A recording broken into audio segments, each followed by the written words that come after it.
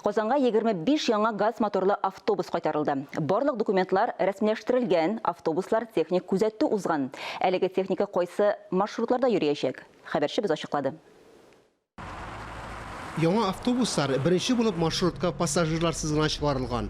Бір вакытта барлык системаларда сынала. Машина йөртүче кабинасында заманча җайланмалар. Хәзер аның торышын акыллы интеллект күзәтә.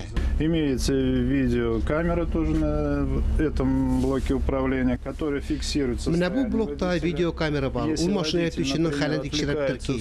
Әгәр машина йөртүче башка нәрсә белән мавыкса, система шунда ук сигнал бирә. Сигнал шофер якымсырый башласа да яңгырый. Татарстанда мондай система җәмәгать транспортында беренче тапкыр гына кулланыла. Газ мотор ягулыгында эшләүче бар яңа автобусларда акыллы датчиклар белән тәэмин ителгән. Яңа автобуслар пассажирлар өчен күпкә уңайлырак. Кышын йөрү өчен уңайлы булсын өчен җылыту системасы урнаштырылган. Йомшак утыргычлар куелган. Иң мөһиме куркынычсызлык. Салонда 7 видео күзәтү камерасы урнаштырылган. Газ моторлы автобуслар автоматик җилләтү датчиклары, яңа навигация системасы белән җиһазландырылган. Алар 45-нче һәм 36-нчы шәһәр маршрутларын тулыландырган. Автобус оборудован для Автобус инвалидлар, пенсионерлар өчен җиһазландырылган, бик уңайлы, кешеләргә салонга үтеп керү өчен дә бик җиңел.